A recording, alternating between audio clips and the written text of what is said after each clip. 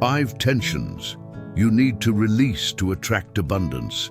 If you don't learn to release these hidden points of tension, nothing in your life will truly flow.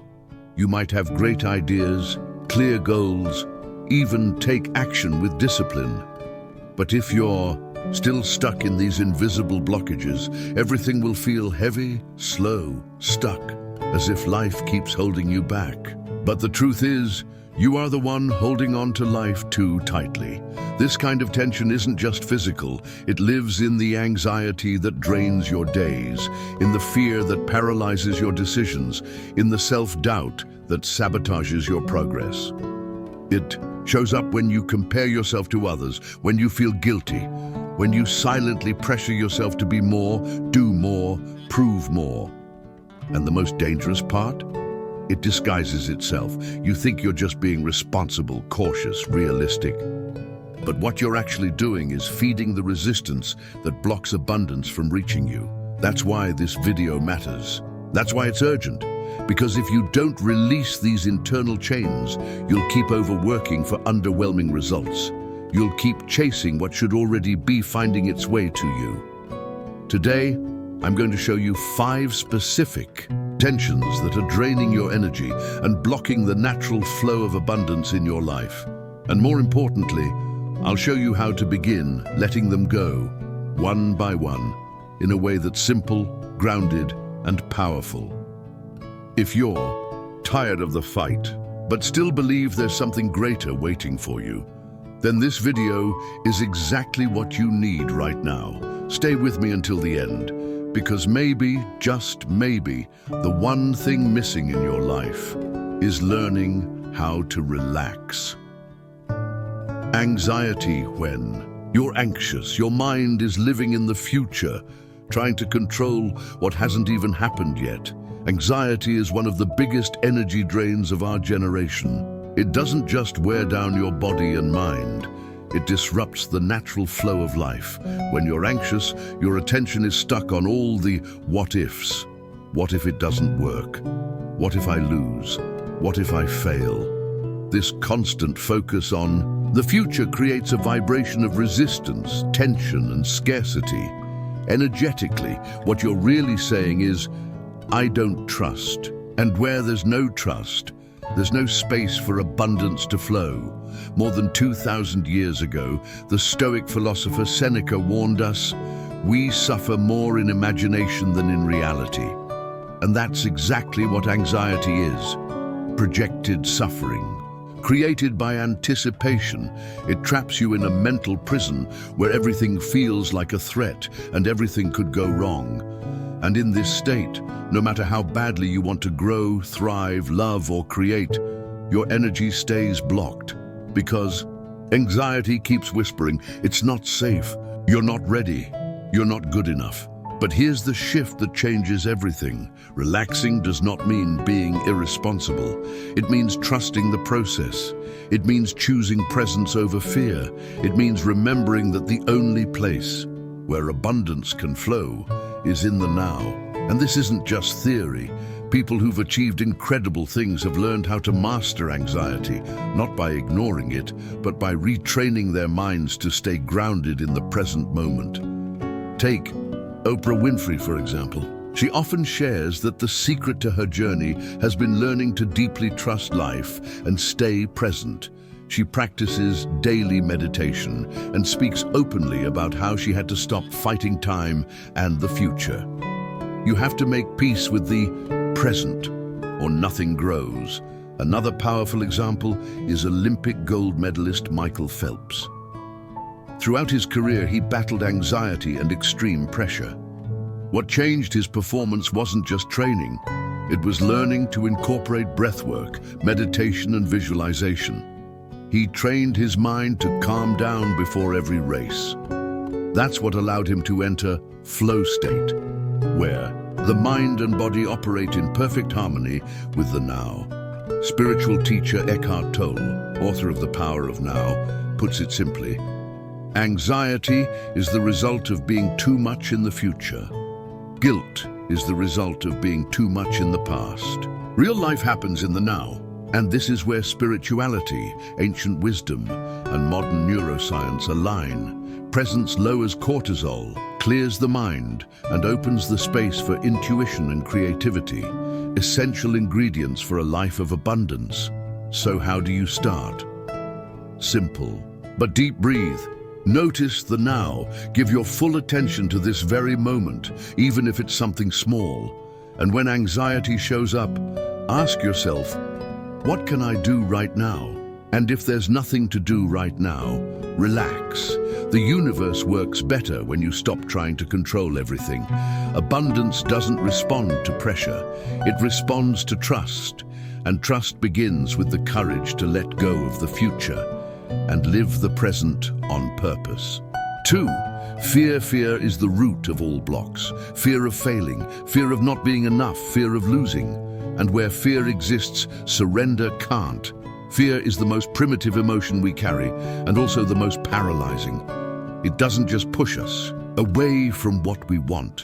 It convinces us we were wrong to want it in the first place. Fear robs us even before we try, before the action, before the leap.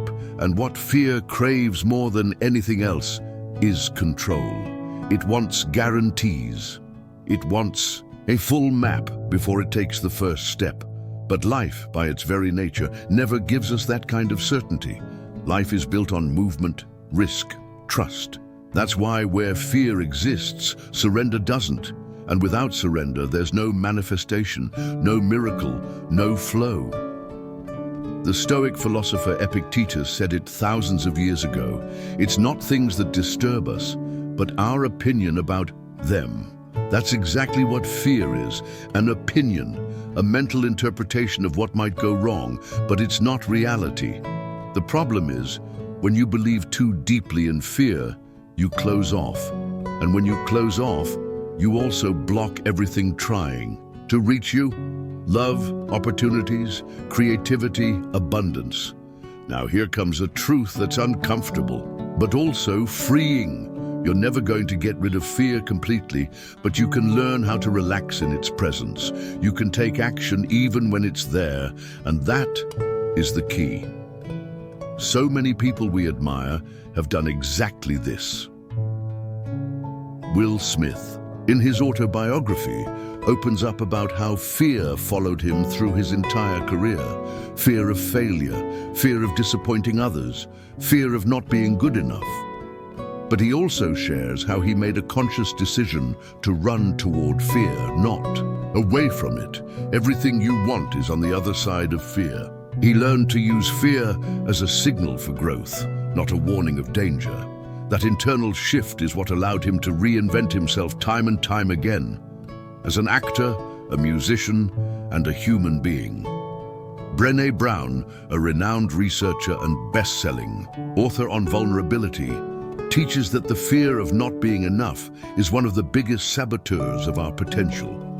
According to her, courage starts with showing up and letting yourself be seen. That's the opposite of fear.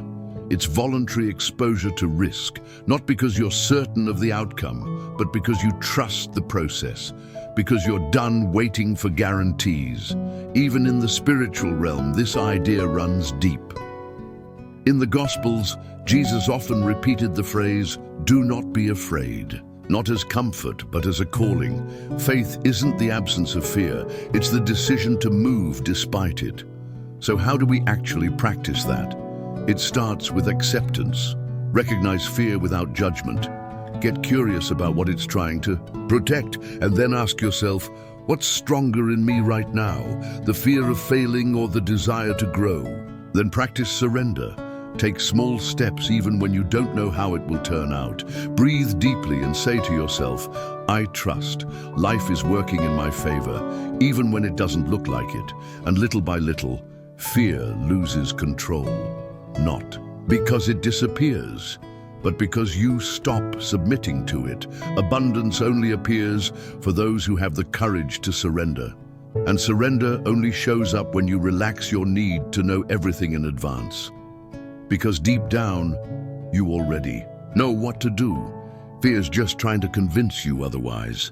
3, doubt. including self-doubt. Doubt weakens your intention. When you don't believe 100% in your path or your worth, your vibration becomes divided, and the universe responds to that split energy with confused or empty results. Doubt is subtle. It doesn't scream like fear or shake your chest like anxiety. It whispers, it questions, it slowly eats away at you from the inside. It hides inside thoughts like, am I really good enough? Is this actually the right path? What if it doesn't work for me? And here's the biggest danger of doubt. It steals the very things that keep life moving forward. Clarity, faith, and consistency. When you doubt, even just a little, your energy stops flowing in one direction. You split. Part of you wants it. Part of you is sabotaging it. Part of you believes, part of you is preparing for failure. And since the universe responds to the vibration you carry, it gives you exactly what you're putting out. Half the results, half the opportunities, half the life you could be living. This has been known for millennia. Hermetic philosophy teaches, as within, so without. In other words, what you cultivate internally, your beliefs, your intentions, your conviction, becomes the reality reflected in your outer world. Stoic philosophy also hits this point directly. The Roman emperor and philosopher Marcus Aurelius wrote in his Meditations, "What stands in the way of action is often just your perception. Doubt is born from a limited perception of yourself. It's the echo of past experiences you never fully healed, of judgments you absorbed as truth, of failures you internalized so deeply they still whisper in silence. But here's the truth that needs to be clear. Doubting yourself is human. Living in doubt is optional. Even extraordinary people face doubt. The difference is, they don't stay stuck there. Take Lady Gaga, for example. Despite reaching global fame, she's openly shared how she still struggles with feelings of not being enough. In multiple interviews, she's talked about her battle with imposter syndrome, that inner voice making her question her talent and worth, but she also learned how to shift her focus away from fear and back into what she loves, she said. The voice of doubt never disappears completely, but you get to choose which voice to listen to. Then there's Nelson Mandela. Before becoming a global symbol of freedom and leadership, he spent 27 years in prison. He could have been consumed by doubt, questioning his purpose, justice, or even the value of his fight. But upon leaving prison, he said, "I learned that courage was not the absence of fear, but the triumph over it." And alongside fear, he also conquered doubt because he deeply believed in what he stood for. Now ask yourself, are you waiting for absolute certainty to take action? Because that day might never come. Letting go of doubt begins with a choice. There is a decision to trust, even when you can't see the full picture. It's taking a step with confidence, even if the road ahead is foggy. It's learning to relax your need to always be right, to release the idea that things must be perfect before you begin. Clarity doesn't come before the path. It comes while you're walking it. When you trust yourself, even with flaws, even with scattered moments of doubt, you send a clear signal to the universe, "I'm ready." And that's when doors that once felt locked suddenly begin to open. Remember this, doubt only has power when you believe in it. But the moment you choose faith, even while afraid, even without all the answers, even when you still feel uncertain, you begin to vibrate on the frequency of abundance, and from there, everything begins to shift. 4. Envy is the unconscious confirmation that you don't have, and that the other person deserves more than you. This reinforces scarcity and sabotages your self-esteem. At first glance, envy seems like a small thing. It disguises itself as harmless comparison, as critical judgment, even as motivation. But beneath it, envy carries a powerful silent message to the universe. The other person's success bothers me because deep down, I believe there's no room for me. And that belief is pure poison for any process of abundance. Envy divides. It creates separation, competition, and lack.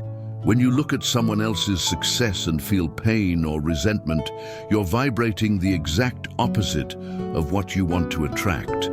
Because you're saying, even without words, that their achievement diminishes your worth, that their victory is your loss. But the truth is, someone else's success never threatens yours. On the contrary, it's concrete proof that what you want is possible. It's the universe showing you, right in front of you, what can also be real for you, if you choose to see it differently. The philosopher Seneca once said, "While we envy others, we waste what we have." And that's one of envy's greatest tragedies. It steals your gratitude. It makes you forget your own achievements, your own journey. All of it dissolves the moment you believe that what someone else has invalidates who you are. But here's the shift. The energy you spend on envy is the same energy you could use to create. When you replace envy with inspiration, everything changes. And this is a practice, one that starts with a conscious choice: to celebrate instead of compete. Extraordinary people do this every day. Keanu Reeves, for example, is known not just for his talent, but for his humility and generosity in the entertainment industry. Despite being surrounded by fame and wealth, he constantly celebrates others' talents. In interviews, you'll often hear him praising his peers with genuine admiration, zero trace of competition. He lives simply, donates millions anonymously, and proves that you don't need to dim anyone else's light to shine. Another powerful example is Michelle Obama. In her autobiography, Becoming, she shares how, especially in politics, she watched many people drown in comparison, but she chose a different path, lifting other women up, celebrating others' wins, and remembering that success is collective. When one of us rises, we all rise with her, she says. And then there's Osho's wisdom, who taught that envy is a symptom of a fragile ego. He said, "If you are at peace with yourself, envy disappears. It only exists when you're trying to prove something." So how do you change this? Whenever you feel envy, pause and observe. Instead of judging, ask, "What exactly bothers me here?" Often, the pain comes from seeing in the other person a reflection of what you haven't yet believed is possible for yourself. Use that pain as a compass, as an invitation. Turn envy into curiosity. How did this person get there? What can I learn from them? And most importantly, celebrate with intention, with honesty. Celebrate others' success as proof that the universe is active, creating, responding. This shifts your vibration instantly, because when you celebrate, you're saying, "I'm ready too." Abundance doesn't respond to competition.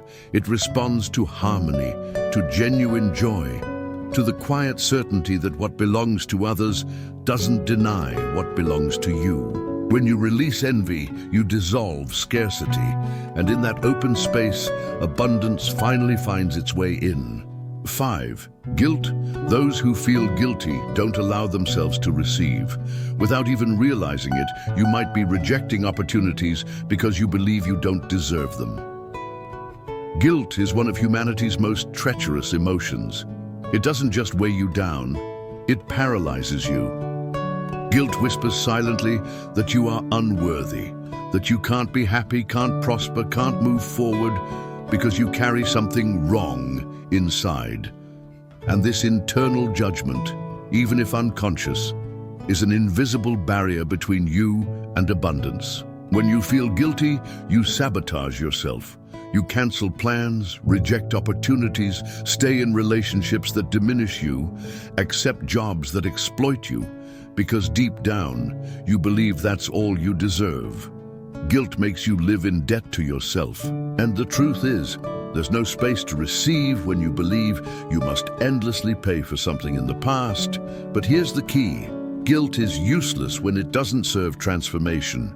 Feeling guilty but remaining stuck without healing is like carrying a weight with no purpose. Stoic philosophy, for example, has always emphasized acting with virtue while accepting what's already past. Epictetus said, "It's not what happens to you, but how you react to it that matters." And this applies to your own mistakes too.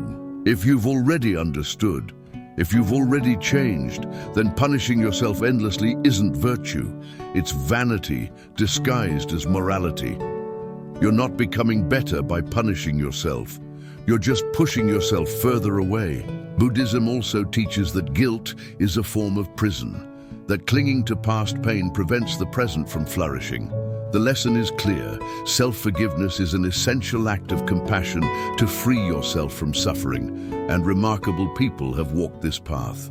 Oprah Winfrey, for instance, has shared in interviews how she carried deep guilt for years over her childhood and decisions she made when young. That guilt made her feel unworthy until she began a journey of inner forgiveness. She says, "True liberation only came when I stopped judging myself. When I understood I did the best I could with what I knew at the time." Another example is Robert Downey Jr., who lived through years of self-sabotage and guilt over past mistakes, especially addiction. But only when he chose to forgive himself and rebuild his identity did his career resurrect, to the point of becoming one of the world's highest paid and most admired actors. And don't be mistaken, you don't need to be a celebrity to do this. The path is open to anyone who chooses self-compassion as strength, not weakness. Forgiving yourself doesn't mean forgetting what happened. It means recognizing the past no longer defines who you are. It means understanding you're a work in progress, learning, erring, correcting, growing, and deserving. Release the guilt. Drop this armor of suffering you wear like an identity. Allow yourself to open your arms and say to life, "I've learned, I've transformed, now I receive."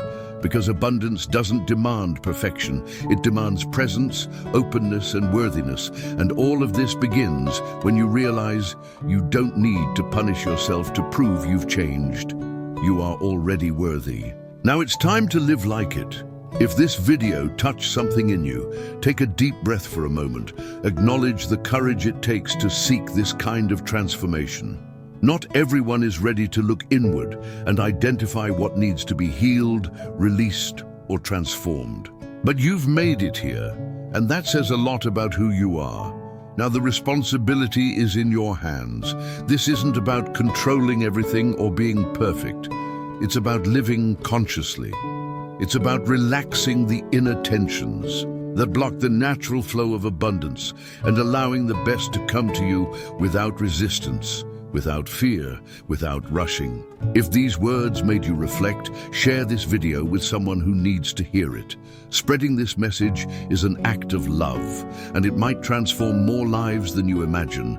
And remember, on this channel, every video is an invitation to live with more clarity, courage, and depth. We bring timeless teachings from philosophy, spirituality, and science to help you build a fulfilling life, at peace with who you are and aligned with what you're here to manifest.